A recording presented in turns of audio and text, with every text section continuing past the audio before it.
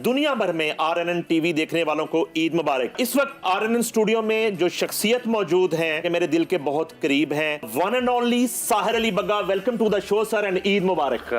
बहुत अच्छे लग रहे हैं आपसे। बिल्कुल, ये डिजाइनर मुझे सेम लग रहा है। हाँ बिल्कुल। ईद के शोज की बुकिंग पकड़ते हैं। कॉन्सर्ट था मेरा चांद रात को दुबई में, तो एक दिन पहले होती है ईद। तो वो फ्लाइट्स का ऐसा मिसहैप हुआ कि ईद पे मुझे वहीं पे रहना पड़ा। फैमिली में से बच्चों की रोने की फोन आए मुझे। उसके बाद फिर मैंने फैसला किया कि मैं कभी भी ईद के दिनों में कोई कॉन्सर्ट नहीं लूंगा। जब आप स्टेज पे चढ़ गए और आपने माइक पकड़ लिया और आपने तहलका मचा दिया, तो अब कंट्रोल करना वेट को। जब आप स्टेज पे 3-4 घंटे खड़े होते हैं, के लिए आपको वेट नहीं चाहिए। आप देखते होंगे कुछ लोग जो बैठ के गाते हैं जमीन पे, वेट की वजह से होते हैं वो, उनका शौक नहीं होता जमीन पे बैठना। परेशानियां नु गल नाल ला लिया, तेरे नाल दिल जदा ना मैं ला लिया, केड़े एक शन मार के बजा लिया।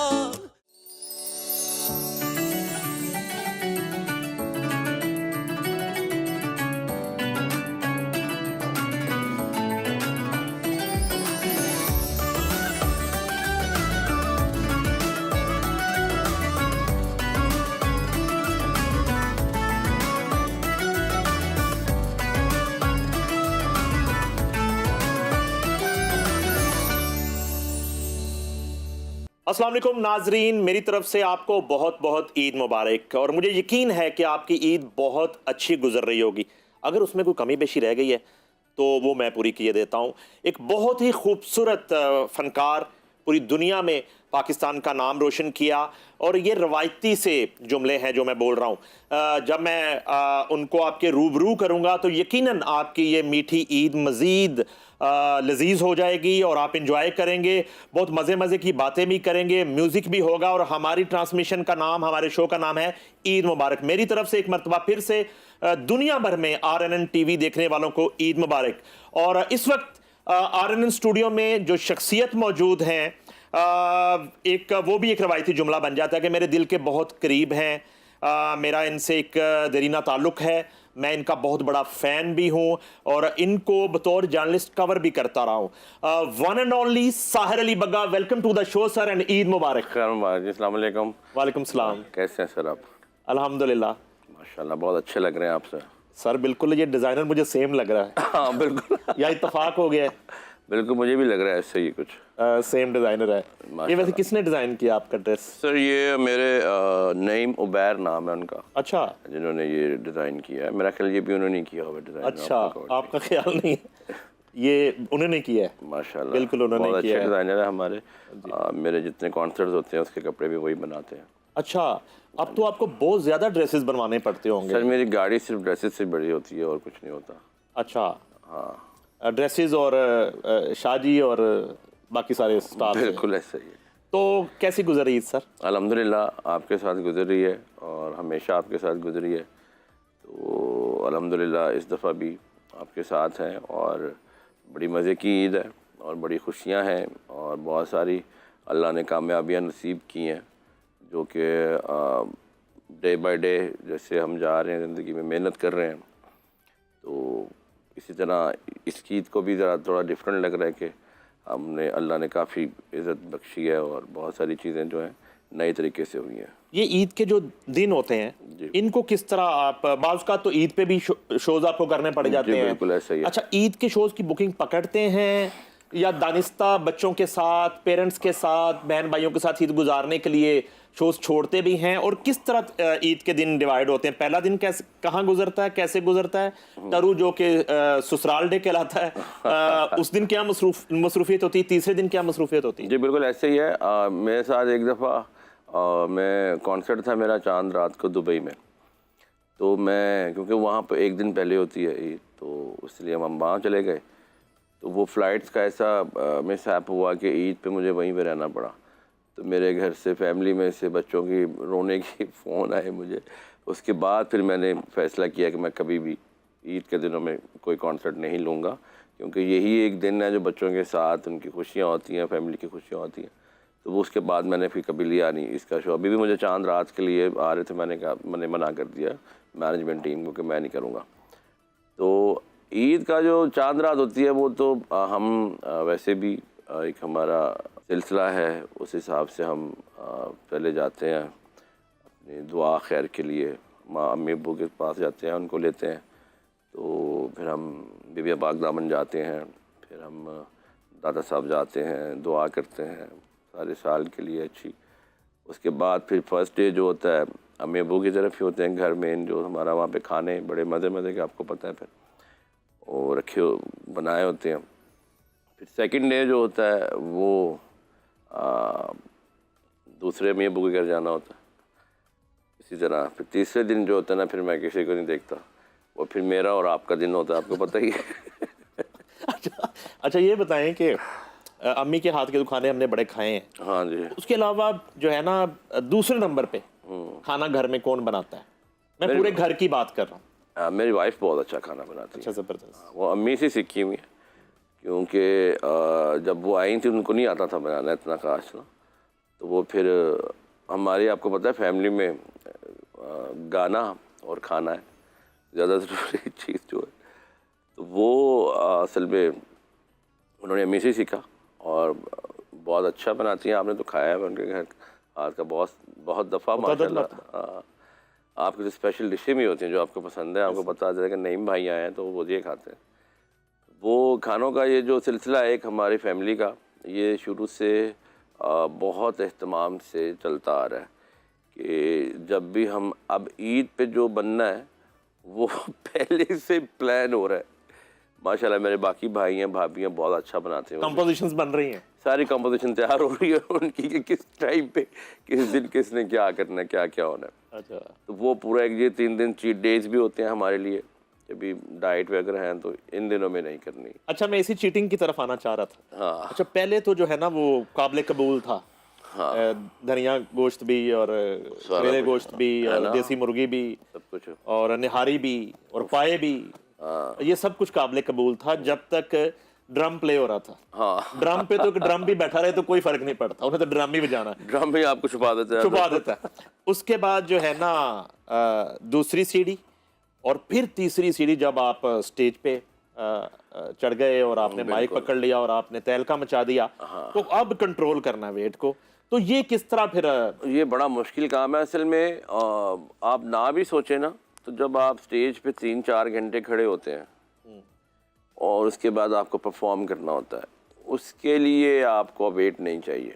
आप देखते होंगे कुछ लोग जो बैठ के गाते हैं ज़मीन पे, वेट की वजह से होते हैं वो, उनका शौक नहीं होता ज़मीन पे बैठना, उनका वेट होता है तो ज़मीन पे बैठ जाते हैं आराम से कि हम इजी से गाएं। अच्छा जी, ये मेरे लिए एक नई बात है कि जो जमीन पे बैठ के गा रहा है ਉਹਦਾ वेट चेक कराओ जरा। वेट चेक करो, मशीन लेके आओ, ਉਹਦਾ गाना तो बाद चेक कराओ, पहले वेट चेक कराओ। वो मसला असल में ये होता है कि जब आप गा रहे होते हैं तो आपको सांस बहुत चढ़ रहा होता है। आपका असल में गायकी का जो गीत गाना असल में जो या पॉप गाना उसके अंदर सबसे बड़ा मसला ही सांस का है। वो आपने मैनेज करना होता है, आपको रोक के पूरी लाइन बोलनी है। तो वो आप खड़े होके कर रहे हो तो आप साथ परफॉर्म भी कर रहे हो तो वो मैनेज नहीं होता। बहुत कम लोग हैं, जैसे कि अभी इसी वजह से पहली दफ़ा जब किया था माइकल जैक्सन ने किया था कि वो पीछे से सीडी चलाते थे, प्ले करते थे तो ऐसे गाते थे और साथ डांस करना होता था। उनको सांस चढ़ता डांस करते हुए, जब आपको सांस चढ़ता तो आपकी आवाज़ से निकलती नहीं है। तो पहली दफ़ा उन्होंने किया था ये लिप सिंग जिसको बोलते हैं हम। गाने में तो ये भी नहीं हो सकता कि एक अंतरे के बाद सांस चढ़ गया तो बंदा के मिलते हैं ब्रेक के बाद। अगला अंतरा ब्रेक तो बाद पूरा करना पैना 2 अंतरे 3 अंतरे। हाँ, तो उस लिहाज से आपको वैसे भी अपना वेट जो है ना कम रखना चाहिए, मेंटेन रखना चाहिए। तो अभी जैसे कि हमारे लाहौर की कुछ ख़ास डिशेज़ हैं, जैसे में पाए बोल रहे थे आप, या हमारे टकाटक टाइप की चीज़ें जो हैं ये बहुत मज़े की हैं लेकिन बहुत हैवी हैं। तो ये दिल तो करता है लेकिन पूरा साल नहीं खाते। ईद हो या कोई शादी ब्याह हो, किसी तकरीब में हो तो फिर चलें चीट कर लेते हैं, वैसे नहीं खा सकते, हालांकि दिल बहुत होता है। नाज़रीन, नॉट ओनली एशिया, दुनिया मौसीकी का सबसे बड़ा इंस्ट्रूमेंटल घराना जिससे ताल्लुक़ रखते हैं साहिर अली बग्गा, और उस घराने में फिर जो है वो इतना बड़ा मुकाम पाना और उस लेगेसी को कैरी करना, ये बड़ा ही एक अल्लाह ताला की करम नवाजी और ब्लेसिंग के बगैर नहीं हो सकता। ये जो है कितना मुश्किल सफ़र था, चाहे हमारे सामने था, नाजरीन को आज की नई जनरेशन को बताने के लिए ये सफ़र जो है आज जहाँ पहुँचा, अगली मनाजिल क्या देखते हैं और आप सेटिस्फाई हैं अपने करियर से? अल्हम्दुलिल्लाह जी, मैंने तो हमेशा सिर्फ मेरे अब्बू हमेशा मुझे कहते रहते हैं और कहते भी थे और आज भी कहते हैं कि मंजिल को ना देखो, रास्ते पूरे करो अपने। तो वो हमेशा मैंने यही सोचा, जब हम असल में जब भी आप म्यूज़िक फैमिली से रिलेट कर रहे होते हैं तो उसमें ना ये बहुत बड़ा एक आपको एक जो टैग मिल जाता है ना कि फ़लाँ फ्लूट प्लेयर, फ़लाँ ड्रम प्लेयर, फ़लाँ तबला नवाज़, वो फिर वहीं पे उसकी ज़िंदगी जो ना आईडी कार्ड बन जाता है उसका कि ये फ्लूट प्ले करता है, ये फ्लूट प्लेयर यही है। तो इसमें सबसे ज़्यादा मुश्किल काम ये होता है कि आप एक टैग पे बहुत अच्छा काम कर रहे हैं और आप अच्छी ऑप्शन है सबके लिए, आपने वो टैग हटाना है, फिर आगे जाना है। इसी तरह मैं एज ए परकशनिस्ट ड्रमर मैं काम करता रहा हूँ। जब उसके बाद जब मैं फिर अरेंजमेंट्स में आया हूँ, जब मैंने एल्बम्स के म्यूज़िक प्रोग्रामिंग करनी शुरू की सीक्वेंसर्स पे, तो वहाँ से फिर कुछ लोग ऐसे थे जो वो मानते नहीं थे कि he is a good arranger, कहते ये ड्रमर ही है। हालांकि गाने मेरे सुपरहिट जा रहे थे, जो बना रहा था वो अल्लाह की करम नवाज़ी से बहुत अच्छा जा रहा था। लेकिन उसके बाद फिर जैसे मैं कंपोजिंग की तरफ आया, उसमें भी मैंने इंटरनेशनल अवार्ड्स लिए, मैंने पाकिस्तान की तरफ से मैं अल्हम्दुलिल्लाह मैंने अचीव की बहुत चीज़ें। तो उसके बाद फिर एज ए सिंगर मुझे मौका मिला, जब आप जैसे भाइयों ने कहा कि यार बड़ी अच्छी आवाज़ है आपकी, गाने आप सुनते थे पहले अकेले, आपको याद ही होगा, और तो कोई सुनता नहीं था मुझे। तो फिर जब मैंने गाया तो उधर आज, लेकिन ये सफ़र जिसकी आप बात कर रहे हैं, ये मेरा ख़्याल है एक लगन हो और आप लगे रहें तो खुदा आपके रास्ते खुद ही बना देता है। तो क्योंकि मेरा नेचर नहीं था कि मैं कोई बिज़नेस कर सकूं, या मेरी एजुकेशन भी इतनी नहीं थी कि मैं कोई बहुत बड़ा कोई बिजनेसमैन बन सकूं। तो मैं म्यूज़िक ही मेरी एजुकेशन थी शुरू से और मैं उसी में रहा हूँ। तो मेरा ख़्याल है कि I am a very lucky person कि मैं जहाँ पे जो मेरा शौक़ था वो मुझे सीखने को भी मिला और मैंने सीखा भी, और उसी में मुझे अल्लाह ने इज़्ज़त दिया। ये माँ के हाथ की जो हांडी होती है ना, उसकी बंदे को आदत पड़ जाए और कभी परदेस काटनी पड़ जाए तो बड़ा एक अजाब होता है कि यार वो उस खाने के बगैर मज़ा नहीं आ रहा। तो जिन लोगों को आपकी आदत पड़ गई थी कि आपकी बनी हुई कंपोजिशंस और आपके अरेंजमेंट्स उन्होंने गाने हैं, उनके क्या हालत देखी आपने? कभी तरस नहीं आया कि यार इन्हां दे नाल ज़्यादती कर रहा मैं? यार असल में ना मैं आपको बात बताता हूँ, ये फेम जो है ना ये बहुत अच्छी चीज़ उसके लिए जिसके पास है, बुरी चीज़ उसके लिए ये बन जाती है जब जिसके मिला होता है वो अपने से खुद को ना कमतर समझना शुरू कर देता है। ये नेचर है। ये मैं ही समझता हूँ कि जैसे एक इंसान में सॉफ्टवेयर होता है ना, एक जो हर किस्म का एक समझ लें कि आप प्लग इन है जो आपने अब मेरे में जेलसी फैक्टर भी होगा, अब मेरे में किसी से डरना वाला सॉफ्टवेयर भी होगा, मेरे से एक खुश होने वाला सॉफ्टवेयर भी होगा मेरे अंदर। अल्लाह ने सब कुछ बनाया, मैं ऐसा कंप्यूटर हूँ जिसके अंदर सब चीज़ें हैं। लेकिन बात यह कि मैंने यूज़ कौन सा करना है।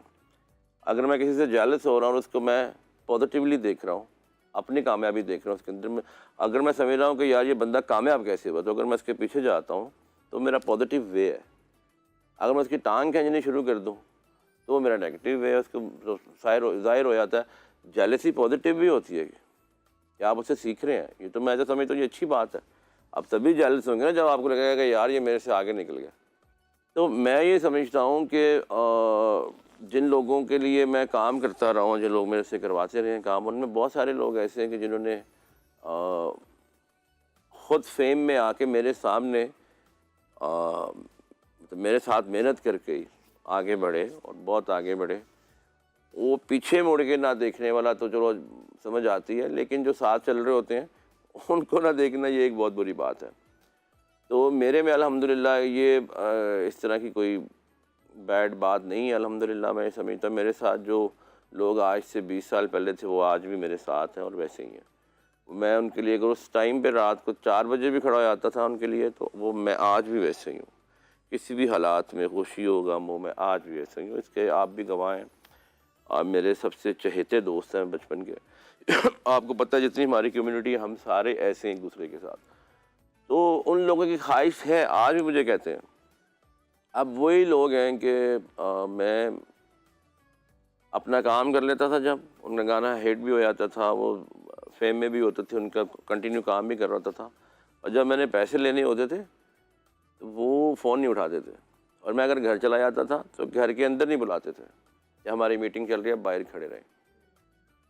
ठीक है, तो फिर आप एक गर्मी में खड़े हुए हैं और आपको पैसे भी नहीं मिल रहे हैं, तो आप देख रहे हैं कि बंदा स्टार बन गया जी, बहुत बड़ा आदमी हो गया, तो आप कह भी कुछ नहीं सकते क्योंकि उसके पास पावर भी होती है। ऐसा ना कि फड़वा ही ना दबे, बंदा डर रहा है कि पुलिस वाले को फ़ोन करके पकड़वा दे, हालांकि पैसे भी आपने लेने होते हैं उससे। तो फिर ऐसे ही था, मैं बड़ा पॉजिटिव रहा उस टाइम पे भी। मैंने इस चीज़ को ये भी समझता रहा कि कोई बात नहीं, उसका टाइम है और ऐसे होता है, वो बिज़ी होगा या उसके पास घर में जगह नहीं होगी, लोग आए होंगे, काम कर रहे होंगे, इसलिए मैं बहुत पॉजिटिवली देखता रहा हूँ चीज़ों का। इन्हीं चीज़ों के सबब में मुझे यही लगा कि आज अल्हम्दुलिल्लाह वही टाइम है। उन लोगों की तस्वीरें छोटी लगी होती है, मेरी बहुत बड़ी लगी होती है उसी कॉन्सर्ट के अंदर। तो ये टाइम की बात है। मेरा कोई मुकाबला नहीं था किसी के साथ, ना मैंने कभी बनाया मुकाबला। मैं सिर्फ लगा रहा हूँ और मेरा एम जो था वो कोई ख़ास मुझे भी नहीं पता था, क्योंकि आज आपको भी नहीं पता होगा ना, आज से साल पहले कि आपने RNN चैनल ऑन करना है और आपने करना है उस पर काम, आपको भी नहीं पता होगा ना। आप मेहनत कर रहे हैं, अब मेहनत कर रहे हैं तो आज आपने इतना बड़ा सेटअप भी माशाल्लाह बना लिया, वो अल्लाह ने आपकी मदद की, आपकी नीयत थी। तो मैं अगर सोचता हूँ, मैं तो सिंगर मानते नहीं अपने आप को, ठीक है, और मैं अगर सिंगिंग कर भी रहा हूँ तो वो मेरे अंदर एक अल्लाह की तरफ से एबिलिटी है, वो लोगों को समझ आ रही है। मैं गाता हूँ, मुझे खुद अपनी आवाज़ पे यकीन नहीं आता कि ये मैं गा रहा हूँ, तो मुझे खुद की आवाज़ भी पहले अच्छी नहीं लगती थी, अब अच्छी लगती है। आज ईद का दिन टाइम है, के साथ सारी चीज़ें चेंज हो जाती देखिए आप ये बड़ी ना वो एक मैंने आपकी सारी गुफ्तगू सुन ली है और उसमें कुछ चीज़ें आप ठीक भी हैं जो आपने कही हैं, कुछ क्या सारी सही हैं भाई। कुछ अंतरे मैं नहीं मानता आपके। क्यों नहीं मानते आप? इसलिए मैं नहीं क्या मानता। आपकी भी दोस्तियां अभी तक नहीं हैं? दोस्तियां मेरी तो देखिए, मेरी बात सुने, मेरी मैं बात एक क्या ऐसी सुने? ऐसी सीट पे बैठा हूँ जिस पे मुझे थोड़ा सा सर मेजबानी के आपने प्राइस। पूरे बटन बंद किए हुए हैं, तो आप दो खोल लेंगे ना तो आप सारी चीजें वापस आ जाएगी। अच्छा मेरी बात सुने, आप जो है ना जो अपनी वज़ादारी से काम ले रहे हैं, मैं ज़रा खुल के बात कर लेता हूँ कि आप जो बात कर रहे थे उस वक्त के एक डर वाली बात तो मैंने कभी आप में नहीं देखी। बगा जो है हमेशा जगह भी रहा है और अपने काम का जो है ना वो बगा भी रहा है। मैं आपसे पूछना आज ये चाह रहा हूँ कि आप क्या एक्सपेक्ट कर रहे थे? बाज़ का तो होता है कि इंसान ज़िंदगी के 10 साल 20 साल 30 साल किसी के साथ गुजार देता है, मगर वो पंजाबी की मिसाल है, राह पे आ जाने या वाह पे आ जाने। जब आपको उसके साथ वाह पड़ता है तो आपको पता चलता है कि इस बंदे की नेचर ये थी, इसका रवैया ये था। बाज़ का तो आप जिंदगी गुजार देते हैं किसी के साथ, नहीं पता चलता। लेकिन उसके दिल का आपको पता नहीं होता ऐसा ही कि है। उसकी फीलिंग आपके लिए क्या है। बिल्कुल अच्छा, ऐसा ही। ये वो मरहला था। आप क्या एक्सपेक्ट करते थे कि आप जिन लोगों के लिए इतने इतने बड़े सॉन्ग्स बना रहे थे, उसमें राहत फ़तेह अली खान थे, उसमें आतिफ असलम थे, उसमें शफकत अमानत थे, उसमें अली जफर थे, आप ये एक्सपेक्ट कर रहे थे सबसे कि जब आप स्टेज पे चढ़ने का फैसला करेंगे तो सब खड़े होकर क्लैप करेंगे और वेलकम करेंगे कि साहिर अली बगा कम ऑन द स्टेज, आप स्टेज शेयर करें दुनिया का हमारे साथ? आप ये एक्सपेक्ट कर रहे थे उनसे और ऐसा नहीं हुआ क्या? मैं ऐसा एक्सपेक्ट भी नहीं कर रहा था और ऐसा हुआ भी नहीं। मैं आपको ये बता रहा हूँ, मुझे तो खुद पता नहीं था कि मैंने स्टेज पे जाना है। अगर मुझे ये पता नहीं तो मैं कैसे एक्सपेक्ट कर सकता कि मेरे लिए वो क्लैप करेंगे कभी। मैं सारों से बड़ा खुश हूँ, मेरे दोस्त हैं सारे, बड़ा अच्छा मेरा प्यार है उनके साथ। मैंने राहत साहब के साथ बड़ा काम किया है, उनके साथ बहुत मतलब वो खुश भी होते हैं मेरे से जब मुझे मिलते हैं, मुझे मुबारकबाद भी देते हैं कि आपने बड़ा अच्छा कर रहे हैं, आप बड़ा अच्छा जा रहा है सारा सीन। लेकिन वो मुझे ज़रूर ये कहते हैं कि हम मिस करते हैं वो टाइम जब आप कंपोज करते थे और सारी चीज़ें। तो मैंने कहा मैं तो अभी भी कर रहा हूँ, इंशाल्लाह तो आपके साथ ज़रूर करेंगे काम। लेकिन वो ख़ुद भी बहुत अच्छा कर रहे हैं सारे। जैसे अभी लास्ट अभी 23 मार्च पे मैंने अभी जो नेशनल एंथम किया है आतिफ असलम साहब ने गाया है, उससे पहले भी मैंने किया था। फिर रमज़ान में एक फासलों को तकल्लुफ़ जो है एक नाज उन्होंने पढ़ी है रीडू, वो भी मैंने उनको रीअरेंज किया, रिकम्पोज किया उसके अंदर और उसकी काफ़ी चीज़ें। तो वो हमारा बड़ा आपस में एक प्यार चलता रहता। बात जहाँ तक है कि जो मैं एक्सपेक्ट कर रहा था किसी से, वो ये है कि रिलेशन बहुत अच्छा है, सब कुछ अच्छा है, मैं बहुत हेल्पिंग रहा हूँ ना अगर आपके लिए कभी, तो मुझे कभी क्यों नज़र आया कि मेरे लिए भी कोई हेल्पिंग है? समझ रहे मेरी बात? आपको याद होगा आज से कोई 12-13 साल पहले कुछ लोगों ने मुझे धमकियाँ लगानी शुरू कर दी, लड़ाई की, आपको याद होगा आप उस वक़्त। तो जो डर की बात आप करें, ये डर नहीं था, लेकिन मैं अकेला लड़ने के काबिल नहीं था। आपको ये भी तो पता है ना, जब मेरा सामान तोड़ दिया स्टूडियो आके, मेरी चीज़ें उठा के ले गए कि अभी मैं टाइम नहीं दे रहा, या आपको याद होगा वो सारी स्टोरी जो थी। नहीं, मैं फजर के वक्त पहुंचा भी था, मैं वही आपको बताने लगा हूं। बॉक्सर भी रहा मैं। हाँ जी बिल्कुल रहे हो। उस टाइम फिर आप आए थे, आपका मैंने कॉल किया, फिर आप आके वहाँ 3 दिन मेरे साथ बैठे हैं स्टूडियो में। बिल्कुल। और आपने सारा हैंडल किया इस चीज़ को। कभी देखते हैं कौन आता है, क्या करता है, क्या नहीं होता। उस्ताद राहत फ़तेह अली खान के साथ आपने बड़ा काम किया।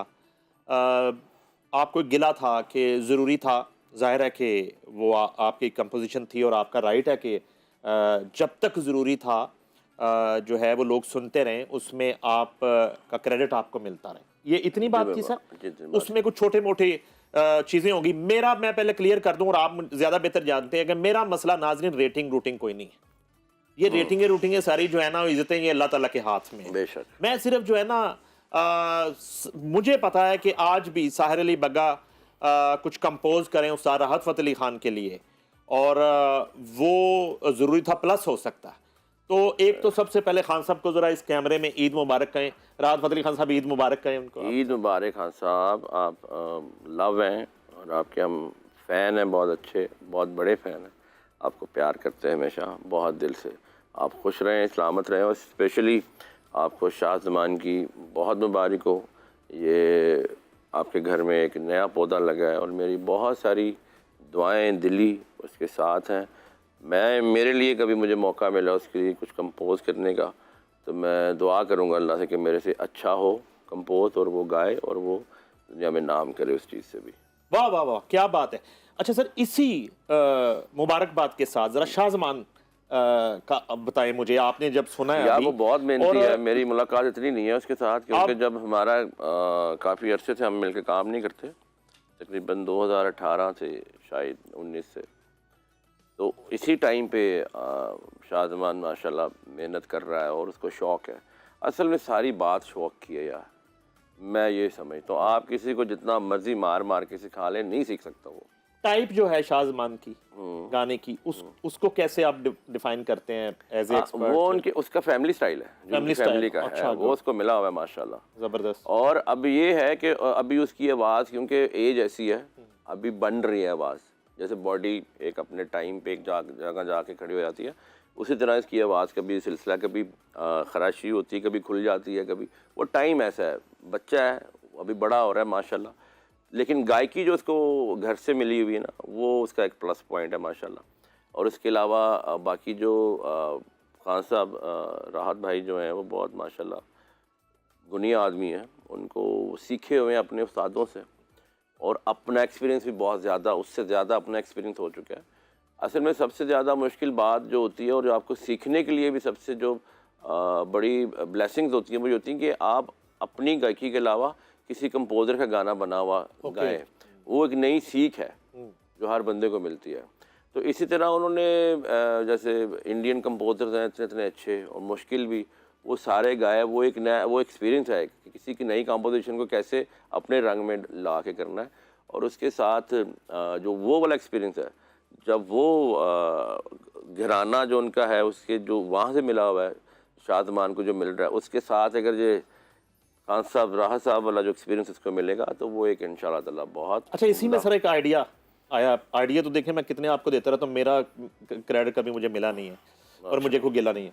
अच्छा, मुझे ये बताएं कि शाहजमान अली और अजान अली, इनके लिए कुछ चीज़ बनाएं। ये दोनों ना छोटे थे बहुत, मतलब ये होंगे 9-9 10-10 साल के, 8-9 साल के। इन्होंने दोनों ने, नाजरीन, अजान अली साहिर अली बग्गा जूनियर की बात कर रहा हूँ, जिन्होंने जो है वो APS का सॉन्ग भी गाया जी, बड़ा दुश्मन बना फिरता है, और उस पर भी अभी मैंने आना है, और मुझे दुश्मन के बच्चों को पढ़ाना है। ये दोनों हिस्टोरिकल सॉन्ग जो है पाकिस्तान की जो अफवाज पाकिस्तान हैं उनके साथ सॉलिडेरिटी और APS का जो वाक़या था, और उस मुश्किल वक्त में ये अजान अली ने गाए।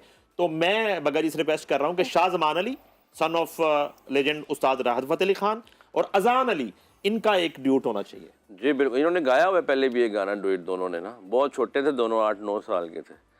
तो अब भी इंशाल्लाह ताला दोनों, अगर मैं और खान साहब दोबारा मिले कभी तो ये दोनों भी मिल जाएं, अगर हम ना भी मिले तो अल्लाह करे ये दोनों मिल के काम करें। यार ना मिलने वाली आपकी गाड़ी जो है वो बेदियां की तरफ नहीं मुड़ती, स्टीयरिंग खराब है उधर? नहीं सही या, है यार। या खान साहब की फेस 7 नहीं आती, मैं खान साहब को नहीं, जो है पकड़ के फेस 7 ले मुलाकात- आऊंगा, आपको पकड़ के बेदियां ले जाऊंगा। हमारी मुलाकात असल में ना अभी, क्योंकि बिजी मैं भी बहुत हूँ, नहीं तो मेरे घर रख लो। रख लागे। हमारी ज़्यादातर मुलाकात अब एयरपोर्ट्स पे होती है, जहाज में होती है।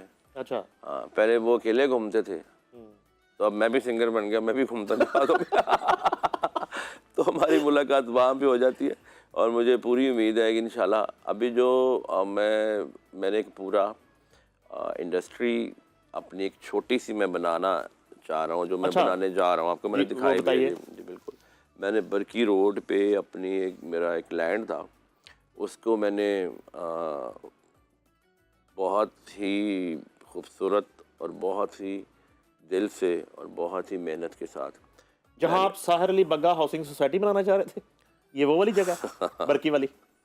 अच्छा, Bagga housing society Bagga housing society. आने पर यार ये बड़े मुश्किल काम है भाई, ये तो वो वाले काम है ना जिसमें आपको जगह टैक्स ही बड़ा देना पड़ता है, तो ये इन कामों में हम नहीं पड़ते। रियल एस्टेट जाहिर है कि एक हाँ, तो डिफरेंट वो हम फील्ड इन है, चक्करों में वो आपका टेम्परामेंट नहीं है, टेम्परामेंट किसी आर्टिस्ट का हो नहीं सकता टेम्परामेंट। हाँ वही ना, तो मैंने इसमें जो है ना बड़ी मेहनत करनी पड़ती है एक ही प्लॉट को 4-6 लोगों को बेचने के लिए। वही ना, ये फ्रॉड जो है ना ये आपसे होगा नहीं। हाँ हम कर नहीं सकते। अच्छा, तो मैंने वहाँ पे अपना एक पैलेस बना लिया है, जिसको मैंने पूरा एक इंडस्ट्री, मेरी एक छोटी सी इंडस्ट्री है वहाँ पे, जहाँ पे मैंने हॉल्स बनाए हैं म्यूज़िक के लिए, और वहाँ पे एक सिंगिंग कंपटीशन का शो स्टार्ट कर रहा हूँ मैं, और उसके साथ फिर हम एक सीज़न स्टार्ट कर रहे हैं, क्योंकि मेरे अपने चैनल जो है अल्हम्दुलिल्लाह बहुत अच्छा है, उस पर मतलब जितना भी हमारे पाकिस्तान में म्यूज़िक कर रहे हैं सबसे नंबर 1 पे मेरा चैनल आता है। तो मैं बल्कि ऑडियंस का बहुत शुक्रिया अदा करना चाहता हूँ, जो लोग मेरे चैनल पे आते हैं और सब्सक्राइबर्स हैं वो, और मुझे ऑलमोस्ट डेली के 5000 सब्सक्राइबर्स आते हैं गुड। उस पर। तो मैं उन लोगों का बहुत शुक्रगुजार हूँ जो मेरी चीज़ें पसंद करते हैं। तो उन्हीं के लिए जहाँ मैं इतना सा एक लिरिक्स वीडियो आ जाता है या एक छोटा सा कोई वीडियो आ जाता है, मेरा म्यूज़िक का गाने आ जाता है, वहाँ पे मैं बहुत सारा कंटेंट लेके आ रहा हूँ, जो पे पूरी दुनिया से टैलेंट वहाँ पे आ सकता है, सिर्फ पाकिस्तान का नहीं, पूरी दुनिया का टैलेंट आएगा उस पर। और सिंगिंग कंपटीशन करेंगे। अभी तक मैंने 4500 लोगों का ऑडिशन कर चुका हूँ। अच्छा, वाह, जबरदस्त। ये पूरे पाकिस्तान से या पूरे वर्ल्ड से? पूरे वर्ल्ड से। अच्छा, ये ऑनलाइन ऑडिशंस हुए सारे? जी सारे ऑनलाइन ऑडिशन हुए, वो भी हम ऑन एयर करेंगे इसको चैनल के ऊपर। जबरदस्त। बल्कि मैंने आपसे बात भी की थी कि हम इंशाल्लाह ताला जॉइंट वेंचर करके कोई इस चीज़ को बनाएंगे इस तरह का, लेकिन मैं वर्किंग मेरी स्टार्ट है इसके ऊपर। जबरदस्त। और मेरी चीज़ें जो हॉल वगैरह जो वहाँ पे जो बनने हैं वो बन गए हैं, गुड। उनकी टचिंग हो रही है।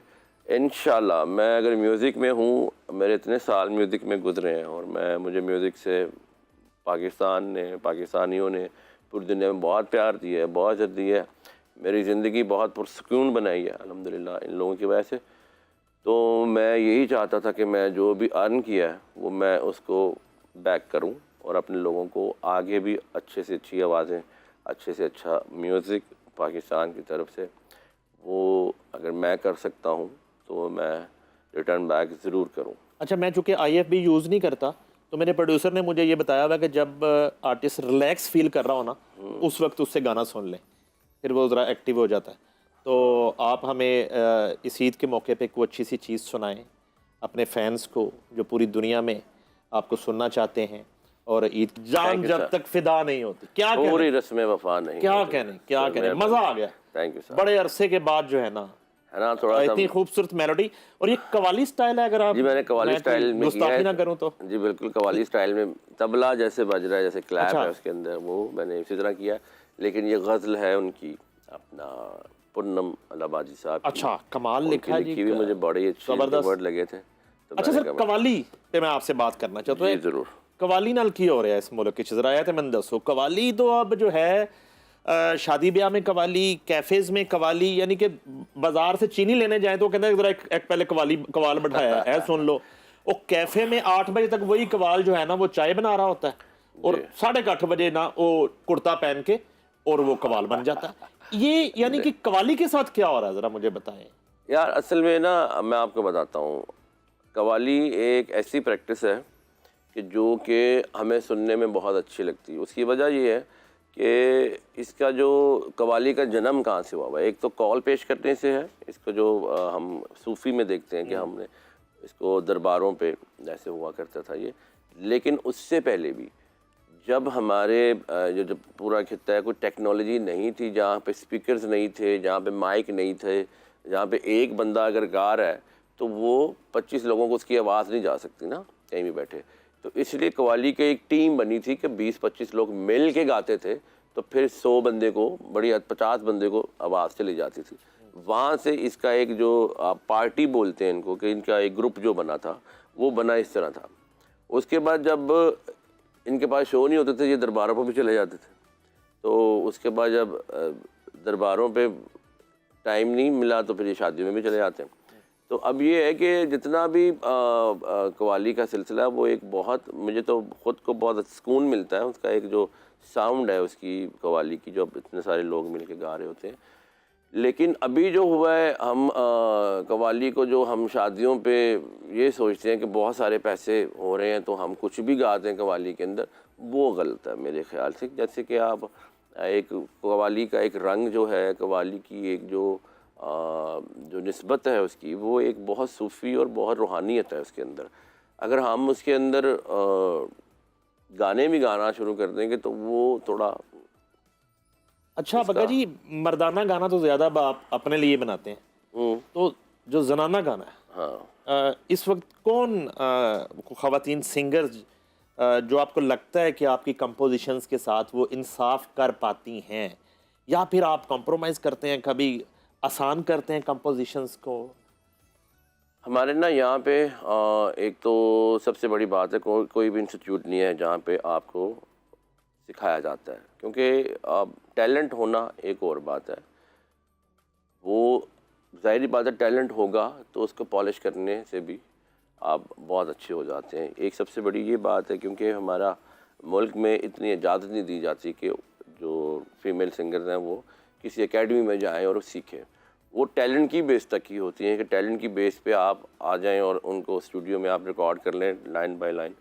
तो हमारे यहाँ पे इस तरह सिंगर्स के टैलेंट बहुत अच्छे हैं, बहुत अच्छी बातें हैं, लेकिन उनके पास सिखलाई के लिए वो यूनिवर्सिटीज़ म्यूज़िक की जो हैं, या वो जैसे पूरी दुनिया में है, इवन इंडिया में बहुत ज़्यादा हैं, आप देखते ही होंगे।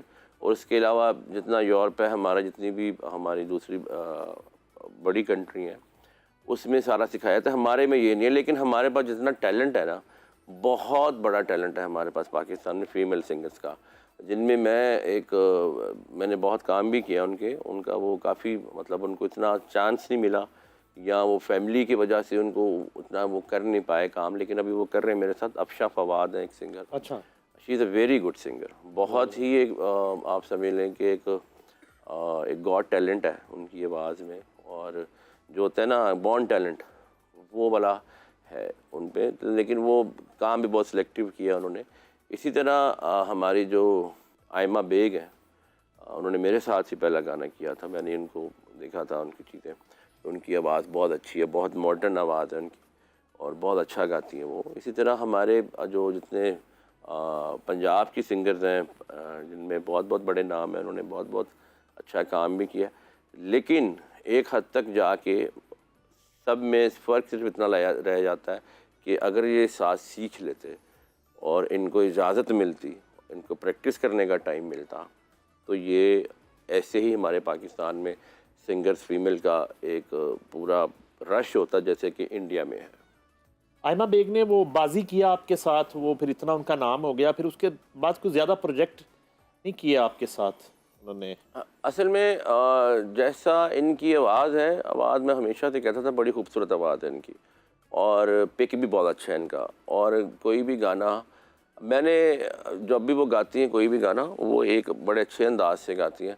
लेकिन मैंने जो सबसे पहले ये किया था कि आयमा जब मेरे साथ बाजी गाना गाने से पहले जब हम काम करते थे साथ स्टूडियो में, तो वो हम जैसे OST ड्रामे का कर लिया, कोई ऐसी चीज़ें कर ली। लेकिन वो अंग्रेज़ी गाना बहुत अच्छा गाती हैं, उनका जो फॉल्सिटो है, वह उनकी जो चीज़ें हैं वोकल की, जो नाक को यूज़ करना वोकल के अंदर, वो बिल्कुल एक अंग्रेज़ी स्टाइल का है, जो जैसे अंग्रेज़ सिंगर्स गाती हैं। तो मेरे लिए ना एक तजर्बा तो मैं आपको पता करता रहता हूँ कोई ना कोई नई चीज़ करने के लिए। तो मुझे लगता था कि अगर हमारे कल्चर का जैसे सराइकी गाना है, सराइकी वर्ड्स हैं, सराइकी कंपोजिशन है, अगर अंग्रेज़ी आवाज़ वाला बंदा इसको गाएगा तो कैसा लगेगा। तो ये मैंने आयमा जी को जब लिया तो मैंने जब वो गाना याद कराया तो वो कहती ये गाना मेरे लिए नहीं है, मुझे लगता मैं गा सकती हूँ। मैंने कहा इसलिए मैं तुम्हें कह रहा हूँ कि तुमने गाना है, क्योंकि तुम ये नहीं गा सकती, तुमने गाना अपने अंदाज से है। इसका फॉल्सिटो बनाया गाने, मतलब जितने इंग्रेडिएंट हैं उसके अंग्रेज़ी सिंगिंग के, कि आप वर्ड को नाक से बोलते हैं, आप ज़्यादा मुंह खोलते हैं या आप रगी से गाते हैं, तो वो जितने भी एलिमेंट हैं मैंने कहा आपने ये सारे इसमें यूज़ करने हैं। अब ज़रूरी नहीं है कि आप इसको पंजाबी गाना समझ के गा रहे हो, आप समझें कि आपको वर्ड्स दिए कि आपने गाना वही है। तो वो एक डिफरेंट लगा था उसके अंदर। तो मुझे लगता है कि शायद जो लोग और भी आयमा के लिए गाने बनाते हैं या और सिंगर के लिए, वो उनकी आवाज़ के साथ कोई एक्सपीरियंस नहीं करते, वो ऐसा करते हैं कि ये बस ये गा दे। अच्छा, अभी 2025 में कभी ये जो हमारी सीनियर फीमेल सिंगर्स हैं, जैसे हुमैरा अरशद हैं, हुमैरा चन्ना हैं, फरिया परवेज़ हैं, सायरा नसीम हैं, शाहिदा मिनी हैं, शाजिया मंजूर हैं, इनके लिए कभी कोई आइडिया नहीं आया आपके ज़हन में? या अब मेरे लिए मैंने बहुत काम किया है इनके साथ, बहुत सारे गाने अभी की बनाए बात मैं। कर रहा हूँ 2025 की। अभी भी मैं करना चाहता हूँ इनके साथ, लेकिन असल में बात यह है ना कि उन्होंने भी इतना काम कर लिया, शायद शौक़ ख़त्म हो रहा है करने का, मुझे लगता है। तो अब मतलब रूटीन लाइफ में आ चुके हैं कि भाई वो मन्ने तरन्ने जिसको बोलते हैं, वो सिंगर हैं, लोग उनको जानते भी हैं। तो ये सबसे मुश्किल काम है कि जब आप बहुत फेमस हो और बहुत सारा काम कर रहे हो, उसके अंदर आपने नई चीज़ करनी कोई। आपसे गाना बनवाने के लिए और आपकी कंपोजिशन गाने के लिए सिंगर का, नए सिंगर का अमीर होना ज़रूरी है? किसी गरीब नहीं, बंदे आप के लिए भी बिल्कुल बना देते हैं आप? आपको तो पता सुना है है बहुत पैसे लेते हैं आप। और मैं जिनके पास पैसे हैं उनको नहीं मैं छोड़ता, जिनके पास नहीं है उसको हाथ से भी दे देता हूँ। अच्छा सर, कभी ऐसा हुआ कि कोई सिंगर आया हो आपके पास और उसे पैसे का इशू नहीं है, रेल पेल है, बड़ी गाड़ी में आया है, लेकिन गाना उसके अंदर नहीं है, और कभी आपने मना कर दिया कि नहीं आप नहीं गा सकते? सर ऐसा मैं अभी कहता था, पहले नहीं कहता था जब मेरे पास पैसे नहीं होते थे ना। अच्छा। फिर मैं ऐसे कहता था तू गूंगा भी होगा ना तुझे गवा दूंगा, पैसे दे। अच्छा, गूंगे को भी गवा दिया? हाँ एवं इशारे में गूंगा, मसलन बाजी गूंगा किंज गा रहा है मसलन। सर उस पे उस ऐसा जो बड़ी मज़े की बात है, किसी वक्त ये होता था कि हमें खर्चे बहुत होते थे, स्टूडियो हमने बड़ा बड़ा लगाया होता था, बिल आए होते थे, पैसे होते नहीं थे। किराया, तो जो बिल। बड़े स्टार जो काम कर रहे होते थे उनका तो होता था ना कि 3 गाने किए तो 2 महीने बाद पेमेंट्स क्लियर होनी है, हम कैसे शेयर कैसे चलाए, तो वो पैसे होते नहीं थे उस पॉइंट पे। तो जो आता था कोई ऐसा बता कि जी हमने गाना गाना है तो मैं सिंगर, अब बिल्कुल गाना नहीं आता, ज़ीरो, ठीक है, तो उसको हम समटाइम ऐसे करते थे, मैं कहता था ऐसा गाएंगे कि आप जैसा गाएगा कोई नहीं। कहता अच्छा कैसे होगा, मैंने कहा बस बेटा पैसे दे तो कमाल है। फिर वो अब हमें भी पता होता था इसने आगे करना कुछ नहीं है ना, इसने कोई वीडियो बनाना है, इसको शौक है, पूरा करके चला जाएगा घर। तो वो उस तरह का होता था। हम फिर कोई स्टूडेंट से गवा देते थे, जब वो हमें कहते थे हम गाना उसको सुना दी कि ये गाना तेरे लिए बनाने का जी बेस्ट है, हम कहते जब माइक पे जाके गा, वो पता नहीं क्या गाता था, बोंगा शोंगा, उसकी आवाज़ को हम थोड़ा ट्यून करके साथ के स्टूडेंट होता ना उसको गवा दिया सेम, वो सही गा रहा होता था, तो हम उसको सुनाते थे जी तूने गाया है, वो कहते जी मैं हूँ, वाह वाह वाह। अच्छा, ट्यूनर जो है उसका हाँ जी। कितना रोल है आज के जदीद दौर में गाने को? सर मैं आपको बहुत बड़ा नाम है हमारे पाकिस्तान में, पूरी दुनिया में उन्होंने नाम किया, उस्ताद मेहंदी हसन खान साहब। मैं समझता हूँ कि उनसे ज़्यादा पक्का सुर मैंने बहुत कम देखे हैं, ऐसे पक्के सुर, मतलब इतना जैसे अल्लाह ने ट्यूनर उनके गले में फिट किया हुआ है, ऐसा था। अभी भी सुनते हैं तो लगता है, लेकिन अभी इस ज़माने में जैसे कि डिजिटल हो चुका है सब कुछ, तो इस ज़माने में अगर वो भी होते तो उनको भी ट्यूनर की ज़रूरत पड़नी थी। अच्छा, जी मेहंदी हसन खान। हाँ जी, क्योंकि एनालॉग के अंदर वो जो एक घूमता था ना रिकॉर्डिंग के लिए, आपको फीता दिखते होंगे आप, टेप होती थी जो, उसमें रिकॉर्डिंग में और एक जो वेव की रिकॉर्डिंग है उसमें बहुत फ़र्क है। ओके, ठीक है, वहाँ पे आप सोलफुल कर सकते थे, आपके साथ 50 म्यूजिशियन साथ बजा रहे हैं, वो ज़रूरी तो नहीं है कि जो 50 वायलिनिस्ट बैठे हुए हैं उन सब की ट्यूनिंग एक जैसी हो, वो थोड़ा बहुत हिलते थे, वो उसकी मिल की एक साउंड बनती थी, सिंगर भी थोड़ा बहुत हिलता था, वो पता नहीं चलता था। अभी आप आज भी निकालते हैं, अब एआई का ज़माना आ गया है, जैसे हम सॉफ्टवेयर हैं, आप म्यूज़िक अलग कर देते हैं, वॉइस अलग कर देते हैं, तो आप देख लें खुद ही। अब डिजिटल पे ऑन करते हैं, कहते हुई गाना हमने इतना सुना हुआ, इतना बेसुरा गाया हुआ इन्होंने। अच्छा सर, वायलेंस से मुझे याद आया कि हमारे मुल्क में वायलिन का क्या हाल है, तबला यार- किस हाल में है, गिटार के क्या हालात हैं, और सबसे बड़ा ऑर्केस्ट्रा, मैक्सिमम ऑर्केस्ट्रा आप तो आपने कितना देखा? कितने वायलिन बजे होंगे एक गाने में सर मैंने 150 लोगों का ऑर्केस्ट्रा भी देखा हुआ है पाकिस्तान में? पाकिस्तान में सर। ये कौन से सॉन्ग थे? यार ये अभी जो लास्ट टाइम था रोबन गोश साहब का जी। या निसार बदमी साहब का, ये आप लगा लें कोई अर्ली 90s होगा, ठीक है, उसमें उन्होंने काम किए हैं। और इतने सारे म्यूजिशियंस बैठे होते थे, जब बैकग्राउंड स्कोरिंग होती है म्यूज़िक उनका, जो फिल्म के साथ जो पीछे म्यूज़िक बज रहा होता है, उसमें तो एक एक सीन के अंदर आपको अलग अलग इंस्ट्रूमेंट चाहिए होते हैं, ऑर्केस्ट्रा चाहिए होता है, उसमें तो 200 से भी ज़्यादा लोग बैठे होते थे उसके अंदर। तो अभी सिर्फ देखिए, मैं हमेशा कहता रहा हूँ, आपको भी पता होगा, मैं कहता था कि यार हमारा जो पाकिस्तान का कि म्यूज़िक अभी भी देख रहे हैं, इंडिया में वो तेज़ लोग हैं, उनको समझ आती है, वो अपना तामिल का कल्चर ख़त्म नहीं कर रहे हैं। भले बॉलीवुड ने अंग्रेज़ी म्यूज़िक पकड़ के सारा कुछ कर लिया, तामिल वाले अपने म्यूज़िक से नहीं हटे, वो आज भी नौटंकी म्यूज़िक बजाते, ढंगड़ा कंडा ढंगड़ा कंडा, ये किसी अंग्रेज़ का नहीं, उनका ही है। उनकी आज भी कोई बड़ी फिल्म होती है, उसमें वही होता है। तामिल से याद आया कि आप जो है बड़ी हीरो लुक है अब आपकी, वेट शेट आपने कंट्रोल किया है, कोट शोट भी बड़े शाहरुख टाइप आप पहनना शुरू हो गए, तो एक्टिंग का नहीं कभी हुआ कोई जो है वो बग्गे का ही रोल हो फिल्म में, साहिर अली बग्गा, यार मैं और एक ऑटोबायोग्राफी बन जाए, एक फिल्म बना दें, कितने ले जाने देने पैसे थे? नहीं बस सुन लेना, बनाऊंगा। अच्छा। इसमें सिर्फ ना मुझे ऑफर हुआ था ड्रामों की भी ना, तो उसमें ये था कि मैंने हाँ भी कर दिया, लेकिन उसके अंदर उन्होंने 50 डेटें मांगी थी मेरे से। अच्छा। अब 50 डेटों का मतलब है कि आप सुबह 9 बजे से रात 9 बजे तक 50 दिन सेट पे हाँ, एक्टिंग, तो पैसे और उसमें 50 डेटों में 45 या 48 शोज भी कंप्रोमाइज होंगे, ठीक है है, मसला ना। तो पैसे मसला? उतने भी नहीं मिल रहे थे कि मेरे 5 शो की पेमेंट भी हो 50 दिन में। वो आपको जो मीटर की आदत पड़ गई ना, डेली डॉलर जो प्लस होते हैं, नहीं, वो रुक ये जाने बात सी। नहीं है। अच्छा।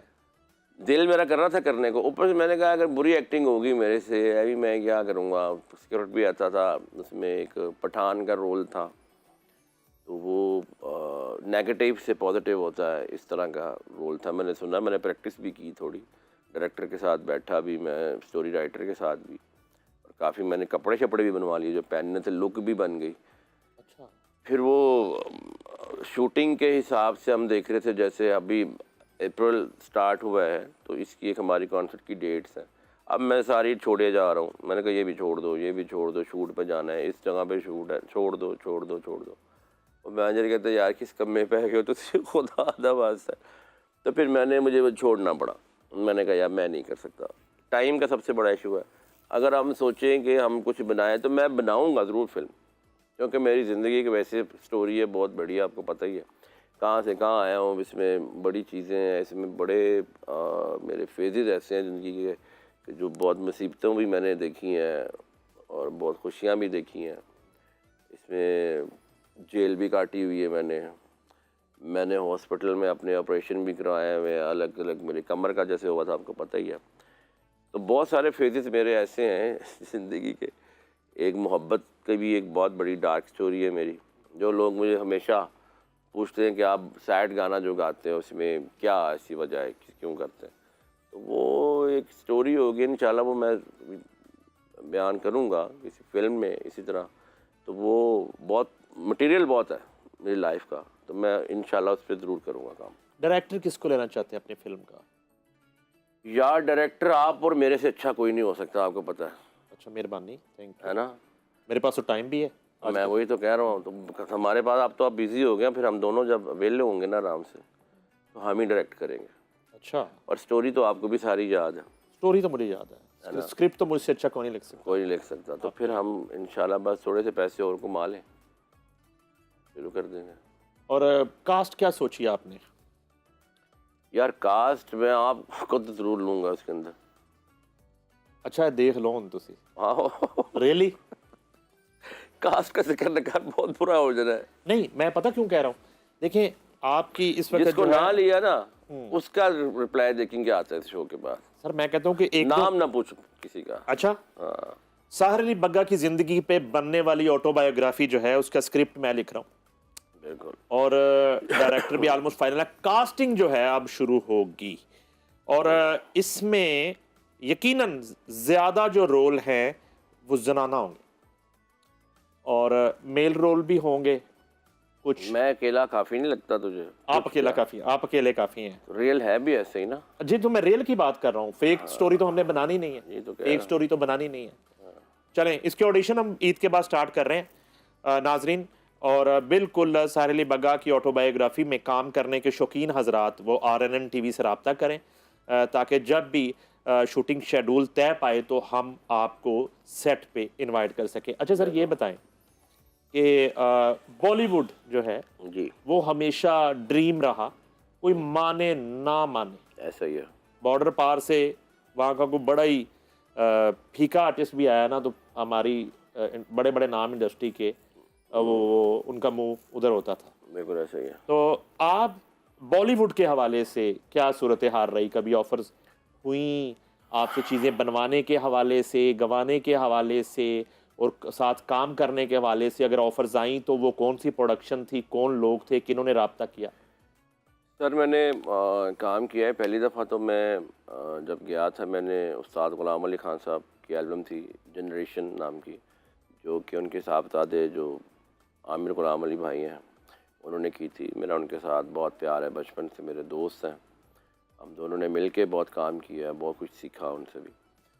तो उन्होंने एक एल्बम प्रोड्यूस की थी जिसमें उन्होंने ख़ुद भी गाया था, फिर ग़ुलाम अली साहब ने भी गाया था। आशा भोसले जी थी उसके अंदर उनके साथ डुएट में जनरेशन एल्बम पे। वो मैंने एल्बम किया था। उस ज़माने में मेरे से मेरी मुलाकात हुई थी इंडिया में, आमिर साहब ने करवाई थी। आनंद राज आनंद म्यूज़िक डायरेक्टर हैं जो, वो उस ज़माने में उन दिनों में कांटे फिल्म का म्यूज़िक कर रहे थे। तो उनके साथ मुलाकात हुई तो वहाँ पे बहुत सारी चीज़ें डिस्कस हुई। उन्होंने कुछ मेरी चीज़ें भी मेरे से ले लीं और मुझे उसके पैसे भी दिए और वो गाने आए भी। उनमें कई गानों में मेरा नाम ही नहीं आया क्योंकि वो इंडियन म्यूज़िक डायरेक्टर ज़्यादातर ऐसे ही करते हैं, हम टैलेंट से वो म्यूज़िक की शॉपिंग करते हैं ना। लोग आपसे पूछेंगे कि कुछ आपको याद है तो कुछ सुनाएं अपने बचपन का या अपने बुजुर्गों का। विंडो शॉपिंग जो होती है तो वो कर लेते हैं, तो वो आपको बाद में बताते हैं कि जी वो मैंने आपकी चीज़ ले ली। वो अभी भी मैंने एक कंपोज़र के साथ काम किया, मेरा दोस्त बन गया अब तो मैं, लेकिन उसका नाम जानना चाहता, बुरी बात है। वो मेरे से ऐसे बात कर रहा है और उसने रिकॉर्डर लगाया हुआ था, तो मैं खुल के बताया जा रहा हूँ कि यार हमारी ये कंपोजिशन थी, हमारी ये कंपोजिशन थी, मैंने ये बनाया था, वो सब रिकॉर्ड कर रहा है। और तीसरे दिन मुझे कॉल करके कहते हैं कि यार वो तुम्हारी कंपोजिशन थी मैं यूज़ कर रहा हूँ, तो मुझे बताओ कितने पैसे लोगे। मैंने कहा है ऐसे, इसको याद कैसे रहेगी वो। तो फिर उसने मुझे कहा कि मैं रिकॉर्ड कर रहा था सारा कुछ, मैंने तुम्हें बताया नहीं। बहुत पहले मुंबई भी आपने जाके पाकिस्तानी फिल्म का म्यूजिक शायद बनाया था, वहाँ जाके जी वहाँ पे हमने किया था। मैं एक दिन लौट के आऊँगा। हाँ जी, वो लौट के नहीं आया एक दिन कभी। वो हुमायूं सईद का डेब्यू मूवी थी। बिल्कुल। मैंने असल में जो मुझे उसमें मैं आईफा में, हमें आईफा अवार्ड भी मुझे मिला था, आपको याद होगा। 2012 में मैंने किया था कॉकटेल फिल्म का म्यूज़िक। हाँ कॉकटेल का किया था। हाँ जी, सैफ अली की जो मूवी Yes, थी yes. उसका किया था। लेकिन जब वो गाने हिट हुए, नॉमिनेशन में आ गए, तो इंडियन इंडस्ट्री ने एक बैन निकाल दिया मेरे लिए स्पेशल कि आप जब वहाँ पे काम करते हैं ना बॉलीवुड में, आपके पास एक आइडेंटिटी होना चाहिए, उसका कार्ड नंबर होता है कि आप ये करते हैं। तो वो जिसके पास नहीं होता उसको वो दोबारा काम नहीं करने देते। तो सिंगर्स के लिए थोड़ी आसानी होती है क्योंकि वो गाने लगा देते हैं, उनको चले जाते हैं। वो कोई वहाँ के लोग जो ये जो इसका जो अदारा है जो इस चीज़ को देखता है, वही रिश्वत देते हैं, उनको पैसे देते हैं, तो वो चलता रहता है, उसको कोई रोकता नहीं है। तो मेरा क्योंकि इतना स्ट्रॉन्ग रिलेशन था नहीं इंडिया में, क्योंकि मैं बैकबोन पे काम कर रहा था एज ए कंपोज़र, सामने आया नहीं था, आवाज़ नहीं आई थी मेरी। तो उसके बाद वैसे सबके लिए ही बंद हो गया 2013 में, आपको याद ही होगा कि इंडिया में आप काम नहीं कर सकते। लेकिन ये है कि बॉलीवुड एक कंप्लीट इंडस्ट्री है जिसको आप समझ सकते हैं कि जिसने बहुत सारे हीरोज़ बनाए, बहुत सारे हीरोज़ ने सिंगर्स बनाए, बहुत सारे सिंगर्स ने हीरो बनाए। हमारे यहाँ पे पिछले 50 साल से ऑलमोस्ट हीरो ने गाना ही नहीं गाया ना। पहले सुल्तान शाही साहब ने गन पकड़ी हुई थी, कुल्हाड़ी पकड़ी हुई थी, उसके बाद शान भाई ने पकड़ ली वही गन, वही कुल्हाड़ी, वही धोती, वही मूछें। तो वो से देखता रहा हीरोइन को, गाना कहाँ गाना था, रोमांस तो हुआ ही नहीं। तो वो फिर लड़की की आवाज़ें आती रही हैं, लड़के को चांस ही नहीं मिला गाने का, ना यहाँ पे सिंगर जो थे भी वो भी बेचारे छोड़ के इंडस्ट्री अच्छा सर, बॉलीवुड माजी और हाल जी। किस सिंगर जो है आपने कभी चाहा हो कि ये शख्स मेरी कॉम्पोजिशन गाता? तो मुझे जो सिंगर देखें, अभी सबकी आवाज़ें ना, माइक भी जो अभी चल रहे हैं या अभी जो साउंड चल रही है डिजिटल, वो आप भी नोट कर रहे होंगे, जितने भाई हमारे इस वक्त सुन रहे हैं, जितने लोग यहाँ भी बैठे हुए हैं, वो सबकी आवाज़ एक जैसी लगती है, क्योंकि वो साउंड ऐसी बन गई है। उसके जो कंप्यूटर में जो आप डालते हैं तो सबकी आवाज़ एक जैसी लगती है। मैं म्यूज़िक कंपोजर हूँ, मैं गाने बनाता हूँ, मुझे समटाइम लगता है कि अच्छा ये फलां बंदा ही गा रहा है, और वो नहीं होता वो, ठीक है। हमारे पहले ऐसे होता था कि जैसे रफ़ी साहब की, गुलाम अली खान साहब की, मेहंदी हसन खान साहब की, किशोर साहब की, इनकी आवाज़ें अलग अलग नज़र आती थी। वो गाते थे तो लग जाता था कि ये वो रफ़ी साहब गा रहे हैं या गुलाम अली साहब गा रहे हैं। तो अब नहीं लगता कि कौन गा रहा है। तो इसलिए आज भी जो सिंगर हमारे इंडिया में चल रहे हैं या गा रहे हैं, जैसे राहत फ़तेह अली खान साहब हैं, उनकी अलग आवाज़ है, तो वो राहत फ़तेह अली खान एक शनाख्ती कार्ड है, एक वोकल का एक नाम है। इसी तरह आतिफ़ जो है, उनका एक अपना नाम है, उनकी अपनी आवाज़ है। तो मसला सिर्फ यही है कि हमारे यहाँ भी और इंडिया में भी सब एक जैसा ही गाना शुरू कर दिया सब ने। मैं इसलिए हमेशा कहता हूँ कि हम अपने कल्चर को प्रमोट करें। मैं हमेशा, आप देखें, मैं कोक स्टूडियो भी गया था, उन्होंने मुझे बहुत कुछ कहा कि आप इस तरह ये अंग्रेज़ी गाना सुनिए, इस तरह का सुनिए। मैंने कहा था मैं ये नहीं करूँगा, मैं अपने कल्चर को प्रमोट करूँगा, अपने कल्चर को प्रेजेंट करूँगा। मैं हमेशा कहता हूँ कि यार कोई दूसरे मुल्क से बंदा बैठ के पाकिस्तानी म्यूज़िक लिखे, उसने सुनने को दिल करे, तो वो पाकिस्तानी म्यूज़िक फिर वही निकला है जो ब्रिटिश में चल रहा। हमारा अपना तो रहे ना।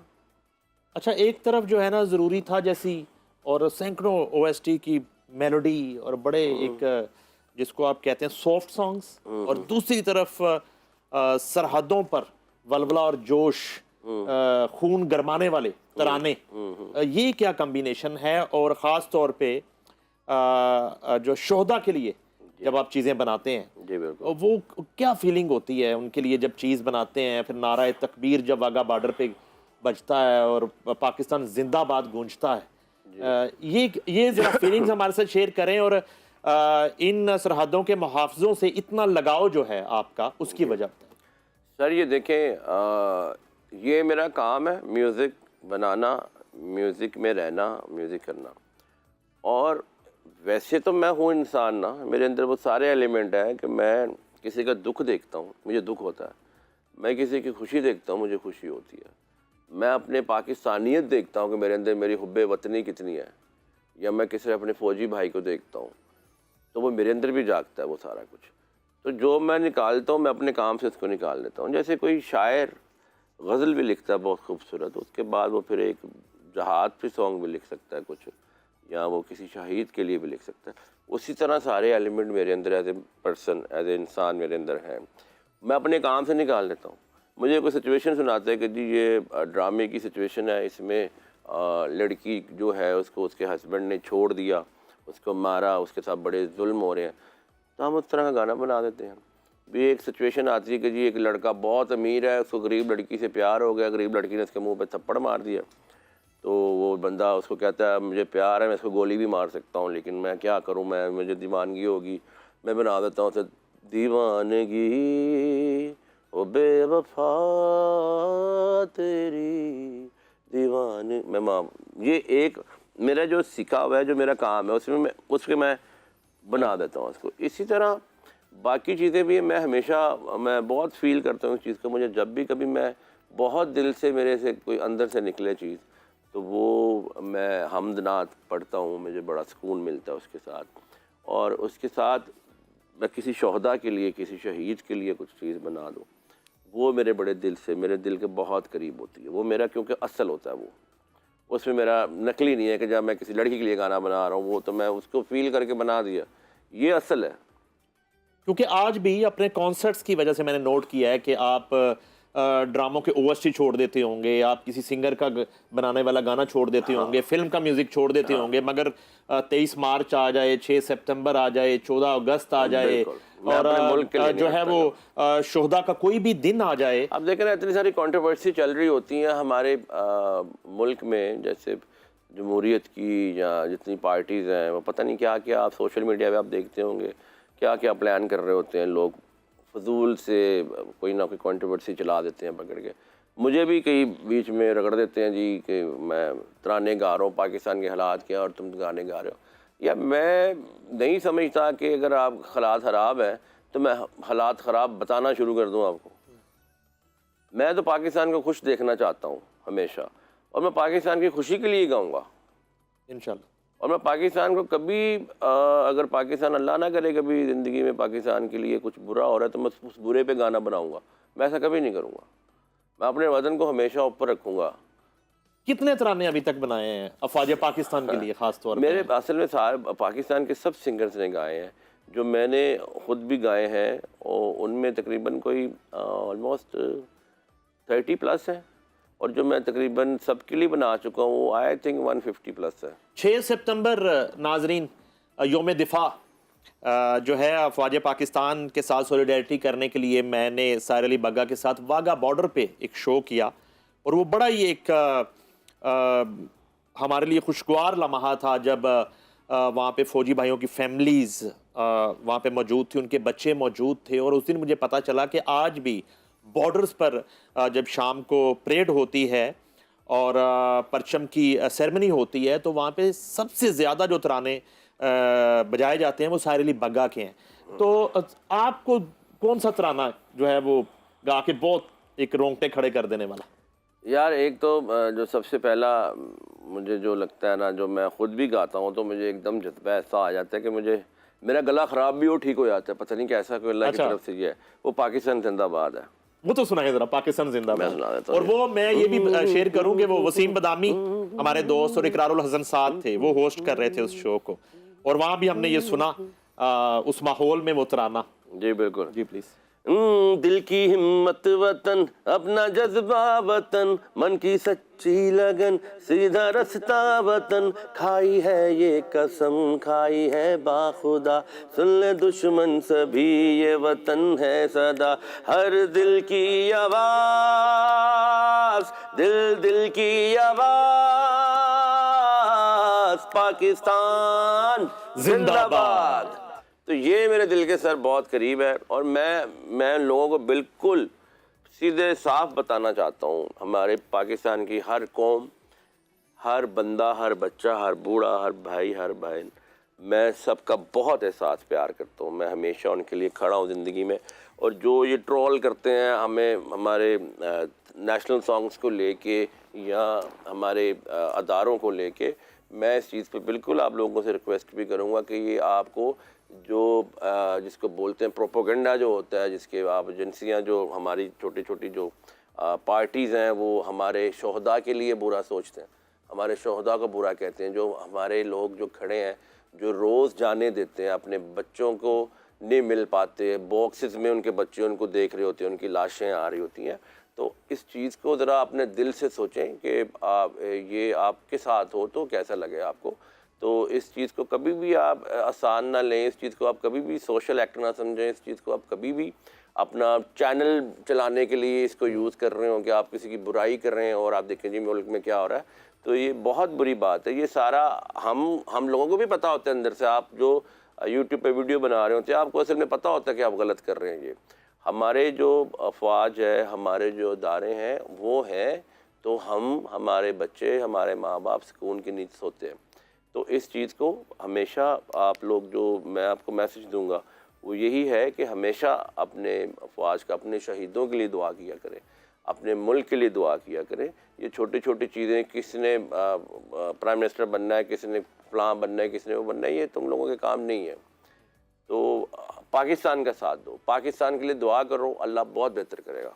बहुत ही खूबसूरत पैगाम। और अब मेरा दिल नहीं चाह रहा कि इतने खूबसूरत पैगाम के बाद जो है हम कोई और गुफ्तगू करें। उसकी वजह यह है कि जो साहिर अली बग्गा इस वक्त जो उनकी फीलिंग है ख़ास तौर पे पाकिस्तान जिंदाबाद गाने के बाद, और बहुत बड़ी बात उन्होंने की कि आज हम पूरा मुल्क जो है वो ईद की खुशियाँ मना रहा है, और हम लोग अपने घरों में अपनी फैमिलीज़ के साथ हम एक पिकनिक मना रहे हैं, एंटरटेन हो रहे हैं। उसकी वजह सिर्फ ये है कि हमारी अफवाज पाकिस्तान जो है वो सरहदों पे हमारी हिफाजत कर रहे हैं। उनके वो जाग रहे हैं, हम सो भी रहे हैं, हम इंजॉय भी कर रहे हैं, और एक पुरफिज़ा और पुरअमन जो है माहौल में ज़िंदगी गुजार रहे हैं इस मुल्क में। और इसी दुआ के साथ कि अल्लाह ताला अफवाज पाकिस्तान को और हमारे इदारों को सलामत रखे, और जो शोहदा हैं उनको हम खराज अकीदत पेश करते हैं ईद के इस मौका पर। उनकी जो फैमिलीज़ हैं बिल्कुल उनके दुख में हम बराबर के शरीक हैं, उनकी जो तकलीफ़ है और उनका जो फ़ख्र है उसको भी हम महसूस करते हैं, वो हमारे सर का ताज हैं। इस दुआ के साथ मैं इजाज़त चाहूँगा। आखिर में साहिर अली बग्गा से हम रिक्वेस्ट भी करेंगे, वो कुछ सुनाएंगे हमें एंड पे, और उसी पे हमारे आज के इस शो का इख्तिताम भी होगा। मेरी तरफ से, साहिर अली बग्गा की तरफ से और RNN की तरफ से ईद मुबारक।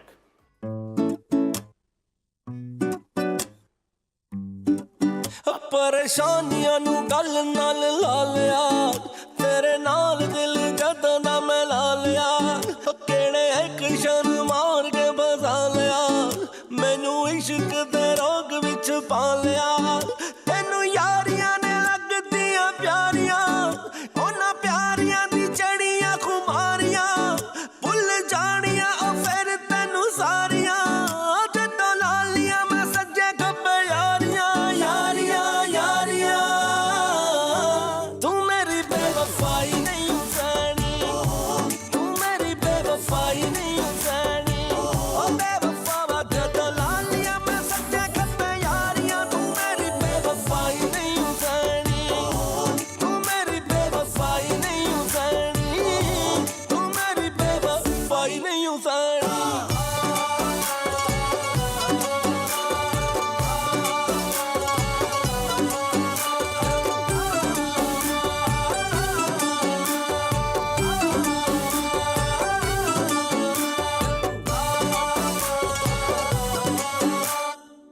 प्यार इन्ना कीता तैनू, मुल की तू पाया, मुल की तू पाया। सौरभ दी वे कीता सा मैं, किन्ना ए तू रुआया, किन्ना ए तू रुआया। जे मैं हंजुआं च कजला पा लिया, फिर पुछी ना तू कित्थे दिल ला लिया। मेरे एक शन मार के बसा लिया, मैनू इश्क दे रोग विच पा लिया।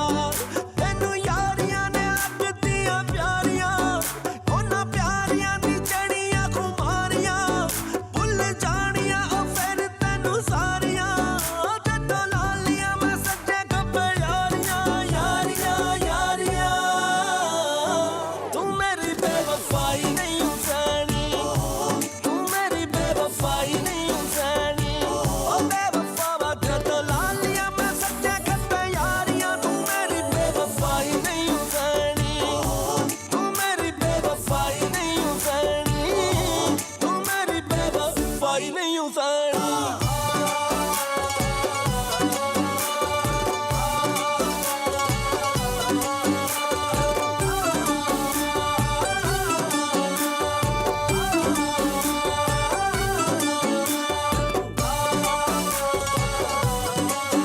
होए खुश बड़ा तू रहना है मैं, गैरां दे विच बैठ के, गैरां दे विच बैठ के।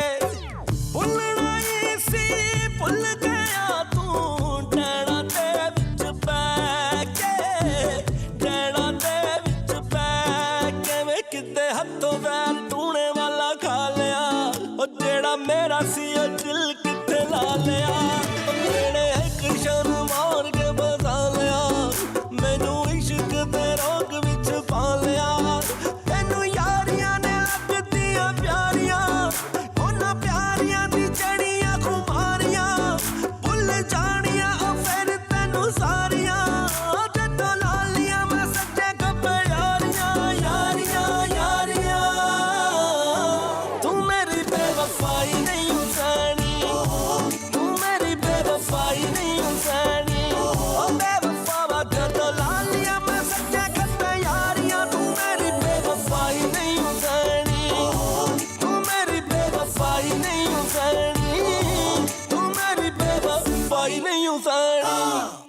वाह